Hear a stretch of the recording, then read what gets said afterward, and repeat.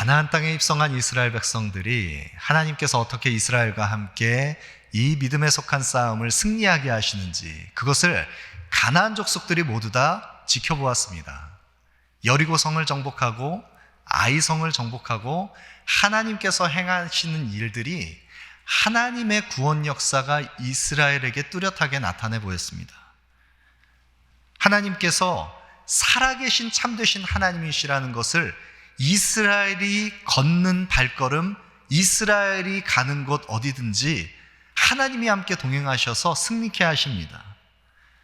그런 이스라엘과 함께 하시는 살아계신 하나님, 그 하나님에 관한, 그 살아계신 하나님에 관한 소식을 듣고 이 기브온 족속들이 이스라엘과 화친을 맺습니다. 물론 속여서 맺은 화친입니다.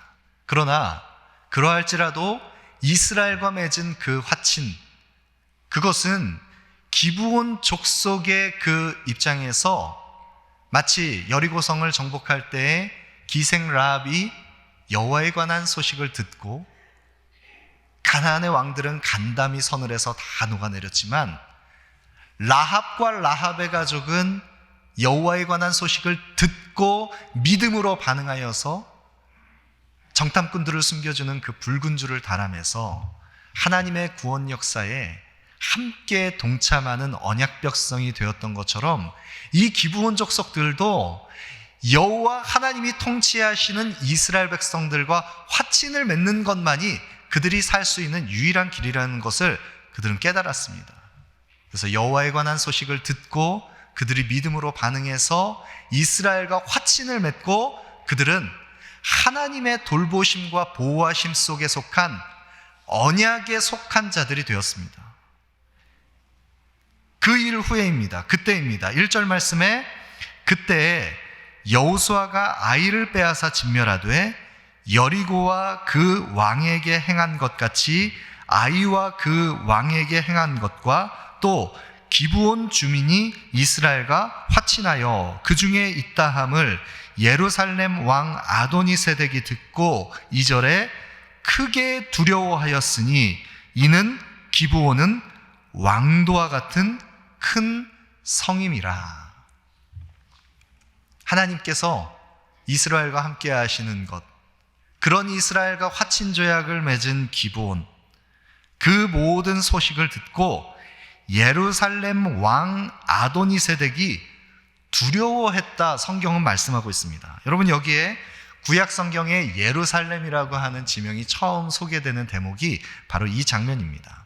예루살렘 왕 아도니세덱이, 이 아도니세덱이라고 하는 이름의 뜻은 의의 주인이라는 뜻인데, 예루살렘 왕 가나안 족속, 가나안의 왕 가운데 한 사람이었던 이 아도니세덱이 하나님이 이스라엘과 함께 하시고 그런 이스라엘과 기브온 족속이 화친을 맺었다는 소식을 듣고 크게 두려워했습니다.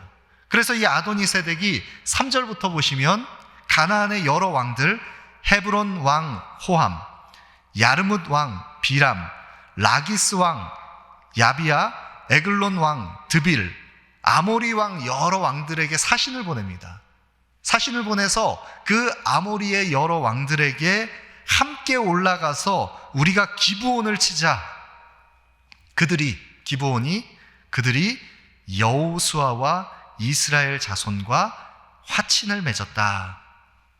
가나안 족속들이 연대를 이루기 시작합니다. 함께 연합해서 기브온을 공격하려고 하고 기브온과 함께 이스라엘을 칠 전략들을 함께 연합전선을 꾸려서 이제 이스라엘과 화친 조약을 맺은 기브온을 먼저 치기 시작합니다.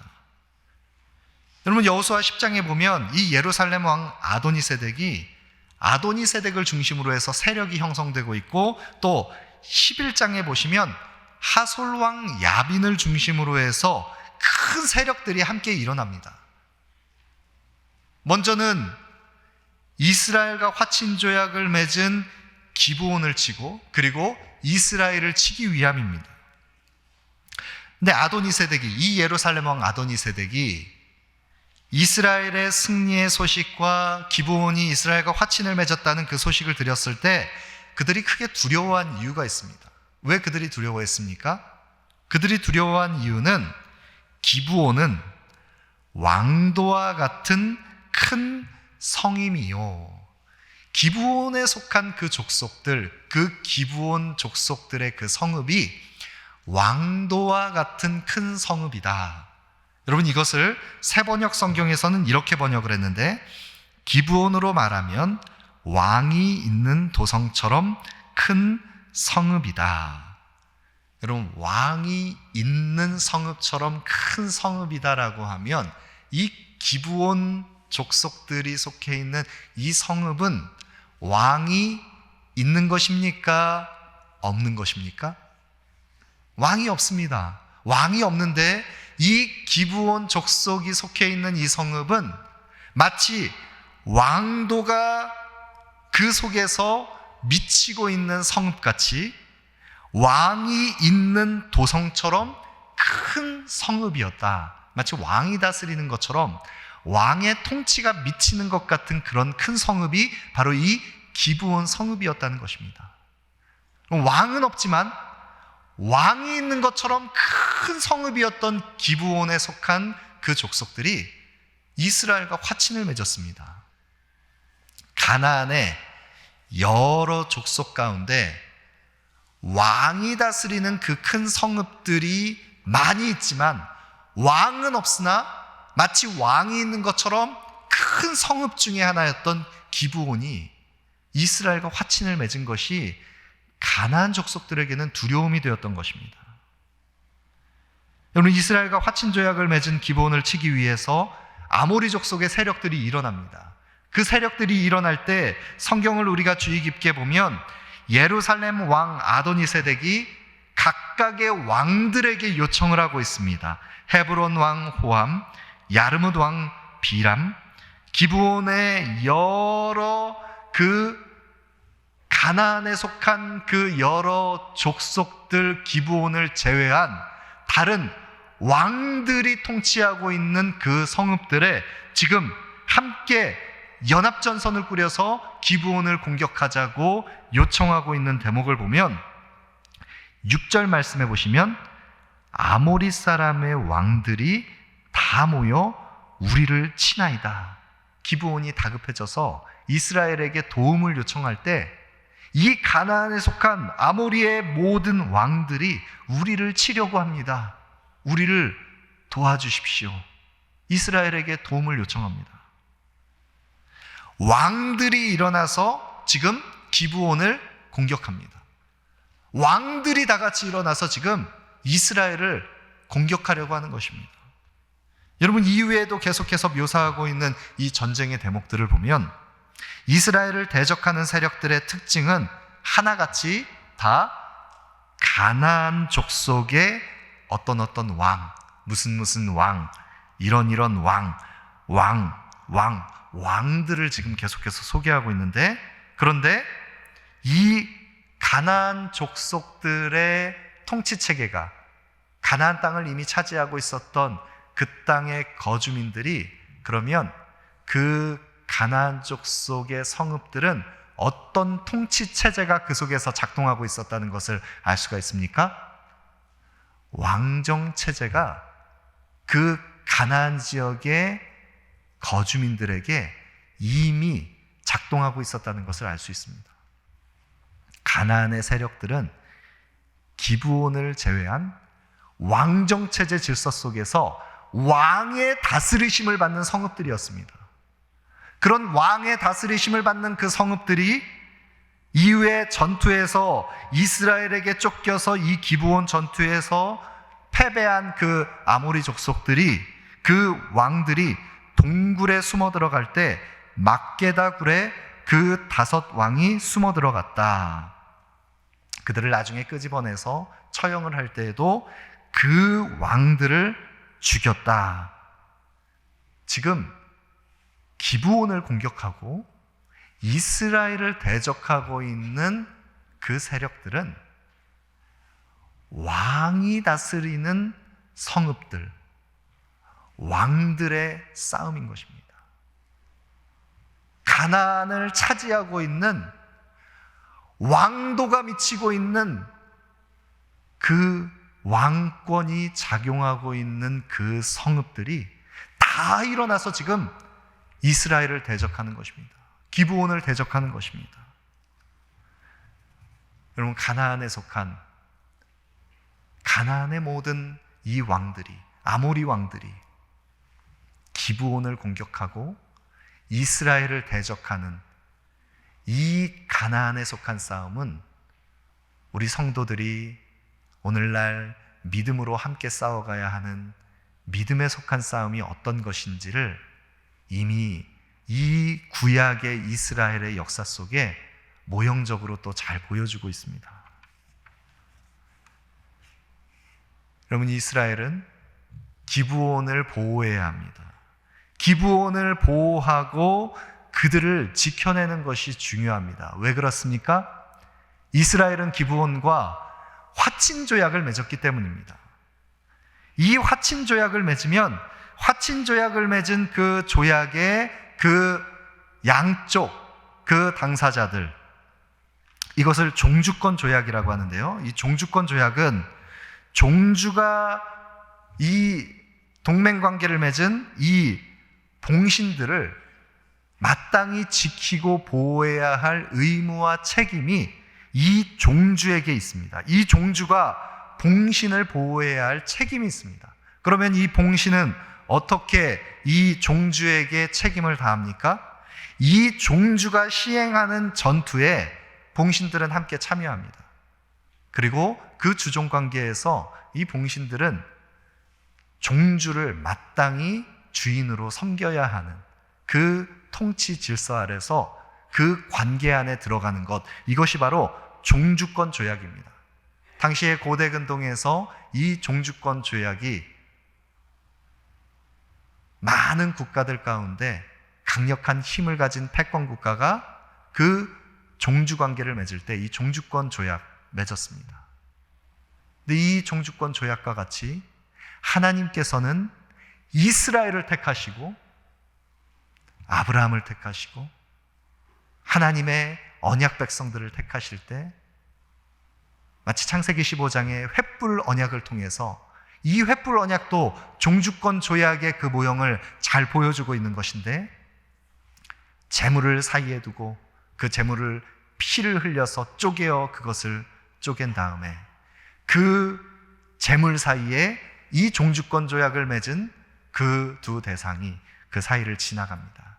그러면 만약 이 언약을 어기게 되면 이 재물이 쪼개짐과 같이 이 언약을 파괴하는 자는 반드시 그 피를 통해 그 조약을 깬 책임을 다하게 될 것이다. 이것이 바로 종주권 조약입니다.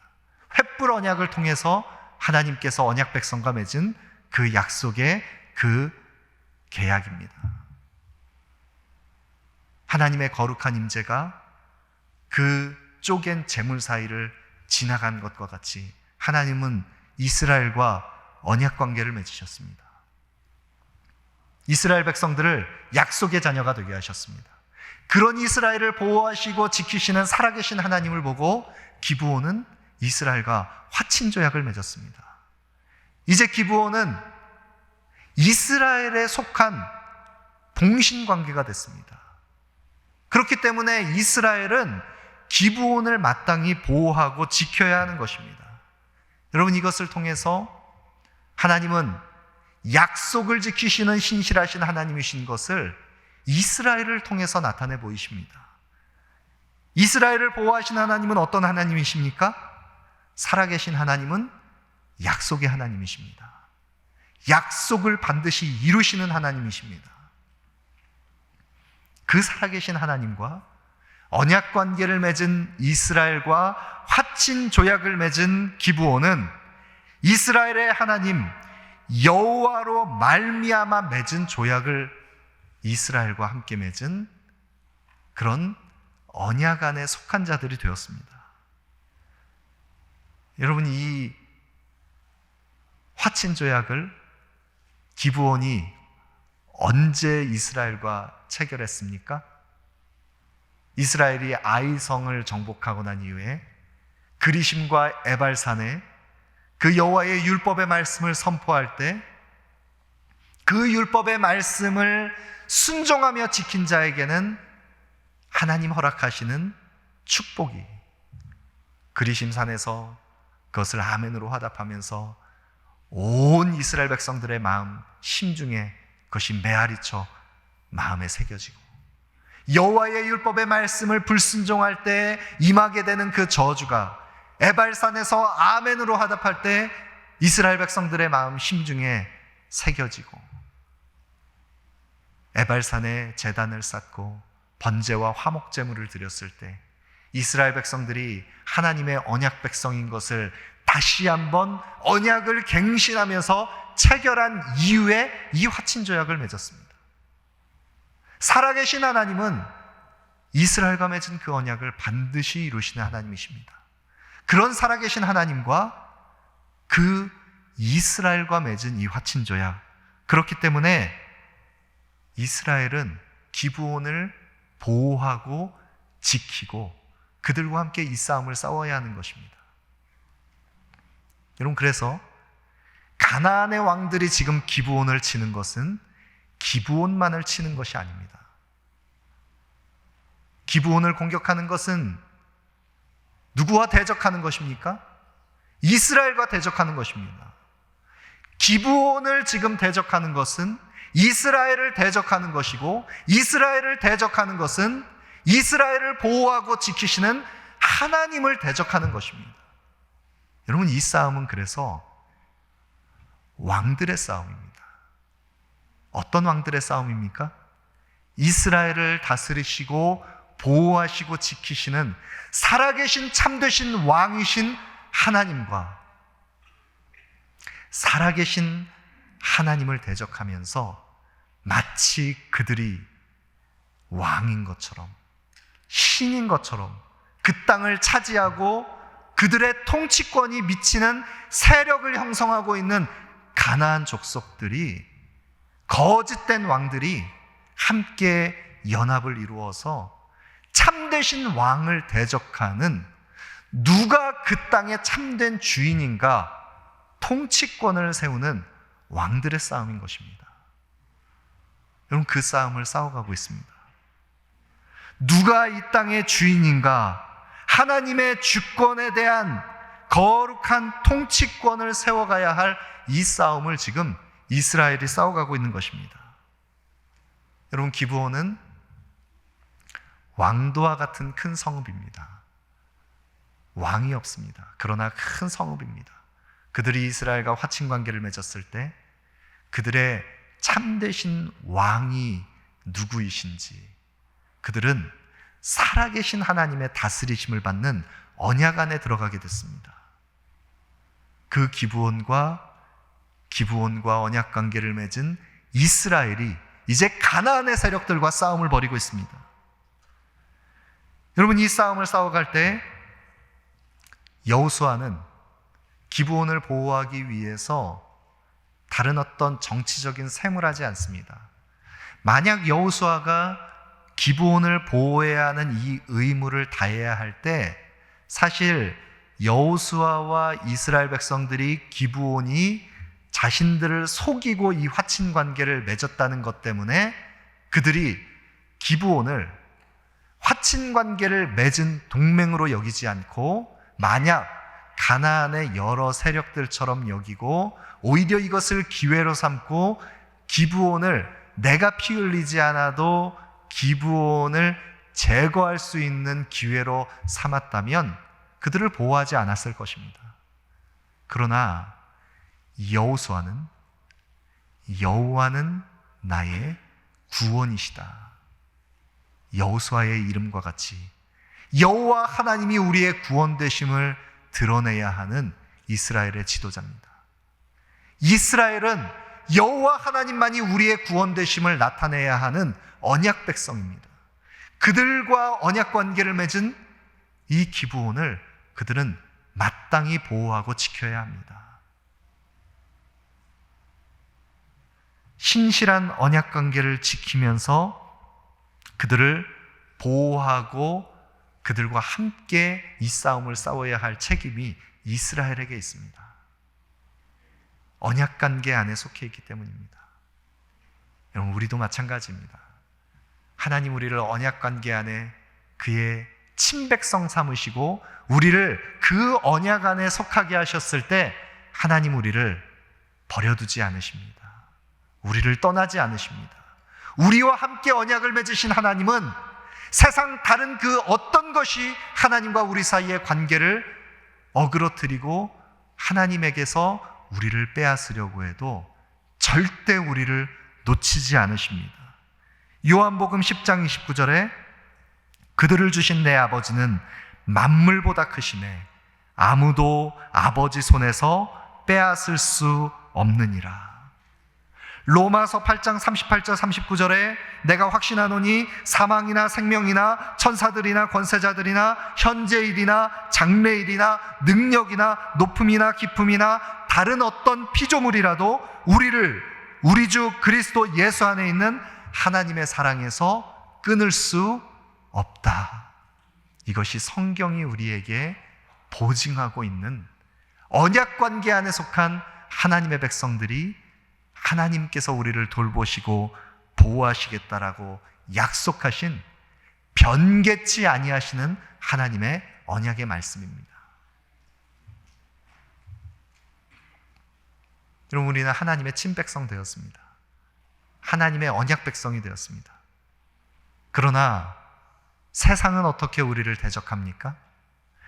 할 수만 있다면 언약관계 안에 속해 있는 우리들을 세상 속에서 실패하고 주저앉고 뒷걸음질치고 곁눈질하도록 이 언약관계를 의심하게 만듭니다. 우리를 넘어뜨리려고 합니다. 끊임없이 하나님의 통치에서 멀어지게 만듭니다. 우리를 대적하는 세력들이 있습니다. 어둠의 세력들이 있습니다.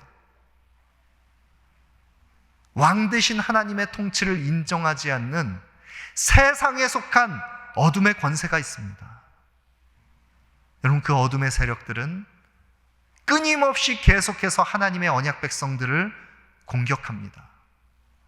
거대한 세상의 힘은, 압도하는 그 세상의 힘은 함께 연합을 이루어서 하나님의 백성들을, 교회를 공격합니다. 여러분, 거기에 우리가 압도되면 우리의 마음이 세상이 더 크게 보입니다. 하나님의 언약 백성으로 그 하나님의 약속하신 친백성 삼으신 하나님의 통치 안에서 우리가 세상을 살아가야 되는데 세상의 거대한 질서가 더 크게 보입니다. 그래서 당장에 우리가 세상의 질서를 따라가지 않으면 우리는 삼켜버릴 것처럼 여겨집니다.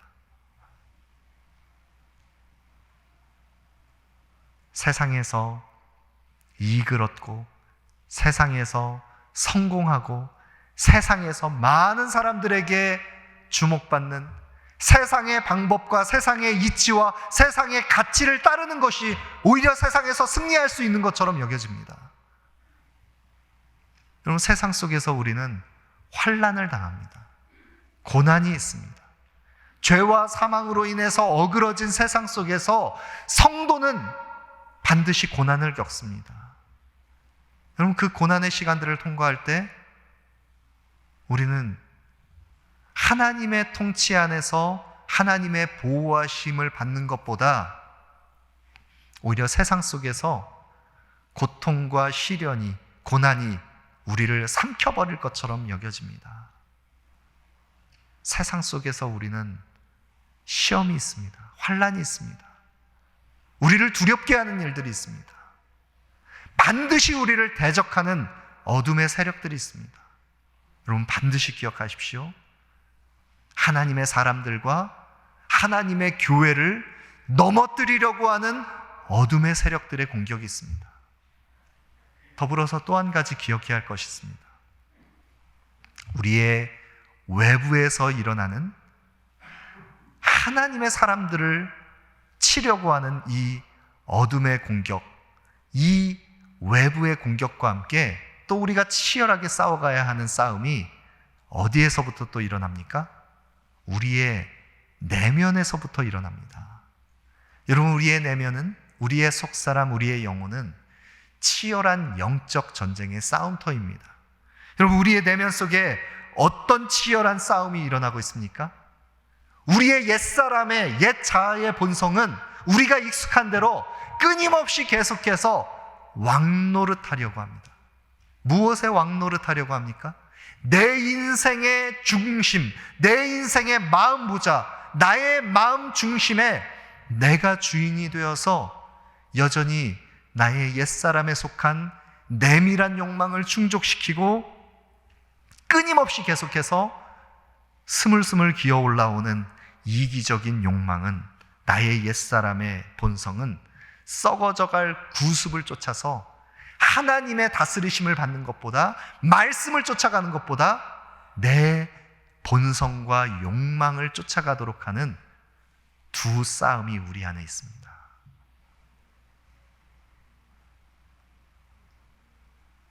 바울도 고백했습니다. 오호라, 나는 곤고한 사람이로다. 내 지체 속에 내 마음의 법을 다른 한 사람이 나와서 또 차지하려고 하는 이 두 욕망 가운데 또다시 넘어지고 실패하는 자신의 내밀한 옛사람의 모습을 보면서 오호라, 나는 공고한 사람이로다. 누가 이 사망의 몸에서 나를 건져내랴. 이 싸움이 우리 모두에게 있습니다. 여러분, 우리는 믿음의 싸움을 싸워야 합니다.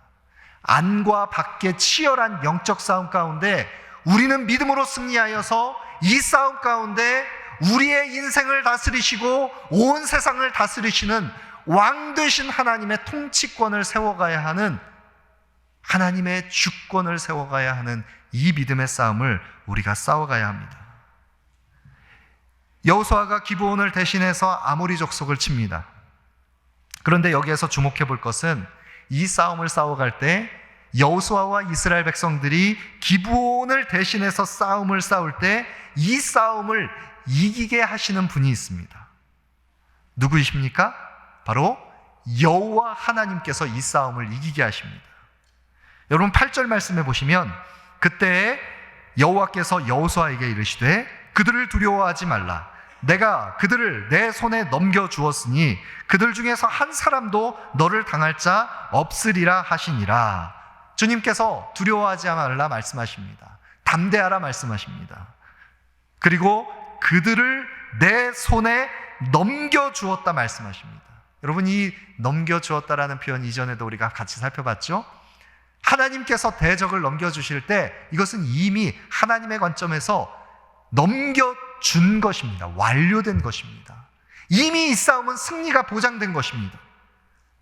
하나님께서 이스라엘에게 승리를 주시는데 대적들을 크게 사륙하고 이제 그들을 비탈길로 내몰아서 도망치는 그들을 치는데 11절에 하늘에서 큰 우박이 내려서 대적들이 우박에 맞아 죽습니다. 그런데 그렇게 우박에 맞아 죽은 이 대적들이 이스라엘의 칼에 죽임당한 자들보다 더 많았다 성경은 말씀합니다. 여러분, 이 싸움이 누구에게 속한 싸움임을 보여줍니까? 하나님께 속한 싸움임을 보여줍니다.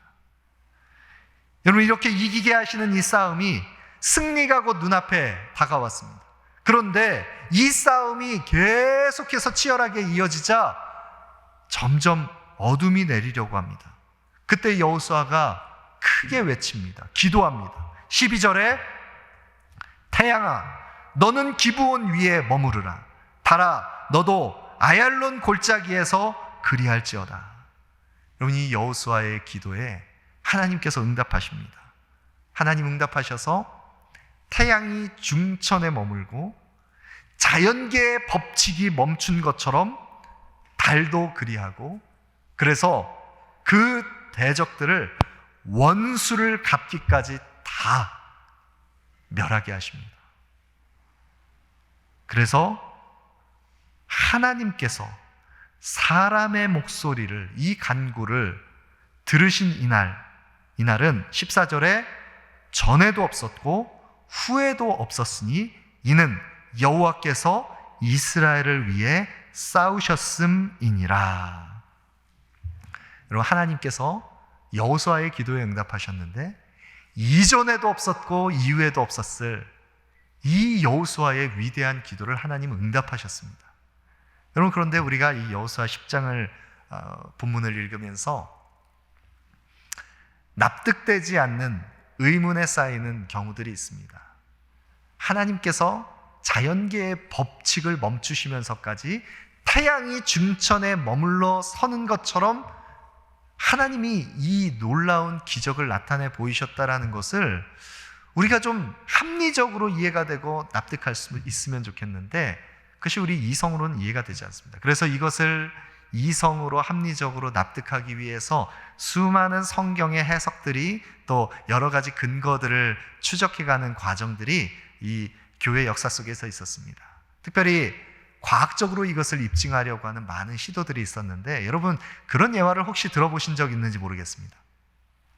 인류가 달에 이제 우주선을 쏘아서 달에 사람을 보내기 위해서 과학적으로 그것을 계산하고 이제 측량하고 할 때 이 나사에서 이 지구와 달까지의 거리를 계산하는 과정 속에서 그것을 측정하며 여러 가지 이제 계산 방법들을 실험하면서 그러면서 계산해 보니까 과거의 시간 중에 이 인류 역사 속에 딱 하루가 모자라는 시간이 있었다라고 해서 그 시간이 이 여호수아 10장에 태양이 멈추었던 시간이 아닌가라고 하면서 마치 나사에서 그것을 연구해서 과학적으로 입증한 자료가 있는 것처럼 우리에게 이야기하는 예화를 여러분 들어보신 적 있으십니까? 그런 예화가 유행했었던 때가 있습니다. 그럼 그것은 맞을까요? 틀릴까요? 근거가 없는 것입니다. 그 예화에 과학적인 근거를 찾을 수 없습니다. 여러분, 과학적인 근거를 우리 과거의 사건을 입증할 만한 데이터를 우리가 구할 수 없습니다. 여러분, 우리의 믿음의 토대는 그런 것으로 세워지는 것이 아닙니다. 우리의 합리적으로 우리의 만족을 위해서 이성적인 합리적인 우리의 그 근거를 찾기 위해서 되는 이런 여타 증거들은 우리 믿음의 토대가 될 수 없습니다. 우리의 믿음의 토대는 무엇입니까? 변함없는 하나님의 말씀입니다. 여러분, 그래서 또 이 본문을 해석할 때 그래도 우리에게 좀 납득할 만한 해석을 그래도 좀 시도하기 위해서 이 성경을 해석할 때 고대 근동에서의 여러 이제 전투 가운데 승리를 가져온 이후에는 승리를 찬양하는 시적 표현들이 있었다. 그래서 이 표현은 승리 이후에 이스라엘이 하나님이 행하신 놀라운 일들을 아름다운 시적 표현으로 표현한 것이다 해석하는 그런 해석도 있습니다. 여러분, 그러나 저는 동의하지 않습니다. 왜냐하면 하나님께서 여호수아의 기도에 응답하신 이것은 실제 했던 응답이기 때문입니다. 왜 이것이 중요합니까? 여호와께서 사람의 목소리를 들으신 이 같은 날이 전에도 없었고 후에도 없었다는 성경에 기록된 말씀이 그런 해석으로는 설명되지 않습니다. 하나님 행하신 일입니다. 하나님이 역사하신 것입니다. 이는 여호와께서 이스라엘을 위하여 싸우셨음이니라. 이스라엘을 위하여 싸우신 하나님께서 하나님의 놀라운 구원 역사를 이스라엘에게 나타내 보이신 것입니다. 여호와 하나님은 약속을 지키시는 하나님이십니다. 여호와 하나님은 그 언약 백성을 보호하시기 위해서 우리를 위하여 싸우시는 큰 용사이신 하나님이십니다. 우리를 위하여 싸우시는 왕 되신 하나님은 우리를 위하여 피 흘리기까지 싸우십니다. 우리를 위하여 우리를 보호하시고 지키시기 위하여 그 약속을 신실하게 지키시는 하나님, 우리는 그 하나님의 언약 백성을 향한 우리를 위해 싸우시는 하나님의 그 사랑을 어디에서 볼 수 있습니까? 여러분, 고대근동에 이스라엘 백성들은 양을 목축할 때 가정들이 겨울을 나기 위해서, 양털로 가족들이 겨울을 나기 위해서는 양을 키울 때 한두 마리를 키워서는 이 중요한 또 이 옷감의 재료들을 양을 통해서 얻을 수 없습니다. 또 양은 굉장히 중요한 이스라엘의 그 재산이었습니다. 이스라엘의 가정들마다 양들을 키울 때 그래서 양들을 보통 20마리, 30마리 여러 이 양들을 키웁니다. 근데 경우에 따라서 이 양들을 가정에서 울타리를 쳐서 보호하고 지킬 수 없는 경우에 촌락에서 함께 공동으로 양들을 키우는 경우가 있습니다. 여러분, 그렇게 공동으로 양을 키워서 울타리를 세우고 양들을 보호하고 지킬 때 그 양들을 지키기 위해서 고용된 일꾼, 소년을 한 명 세워서 양들을 지키게 합니다. 그 일꾼이 무엇입니까? 고용된 목자, 그가 바로 삭군 목자입니다. 값을 주고 고용해서 양들을 보호하게 하는 것입니다. 여러분, 그런데 그렇지 않고 자기 양을 지키는 목자들이 있습니다. 여러분, 이 자기 양을 지키는 참목자와 고용된 목자와 삭군 목자와 차이가 있습니다. 어떤 차이가 있을까요? 양을 보호하고 지키는 것은 같습니다. 그런데 언제 차이가 나타납니까? 맹수가 밤에 양을 사로잡기 위해서 맹수가 나타나서 양을 잡아먹으려고 하면 고용된 목자는 도망치기 바쁩니다. 삭군 목자는 맹수와 피 흘리기까지 싸우지 않습니다. 그런데 참 목자는 자기 양을 지키기 위해서 맹수와 싸웁니다. 목숨을 내어놓고 싸웁니다.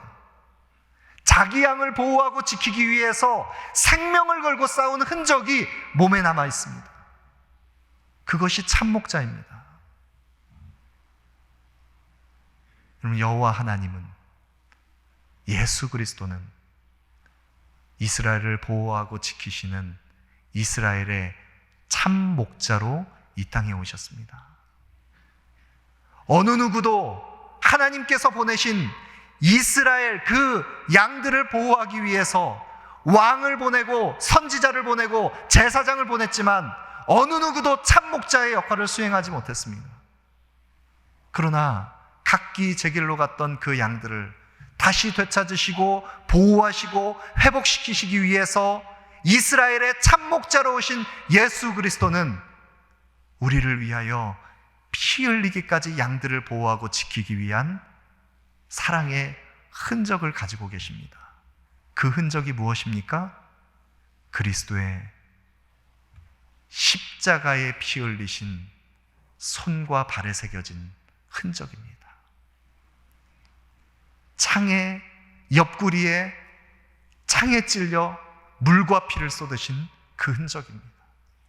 그리스도의 십자가가 바로 예수님께서 우리의 참된 목자가 되신다는 사랑의 흔적을 보여주는 것입니다. 우리를 위하여 싸우시는 참목자 예수 그리스도,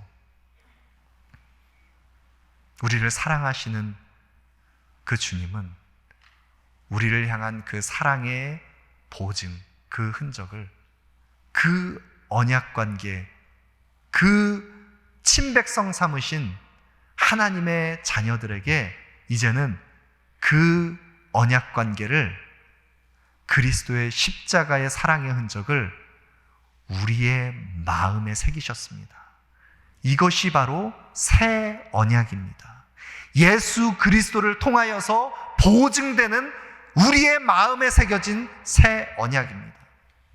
돌비에 새긴 언약이 아닙니다. 우리의 영혼에 새긴 언약입니다.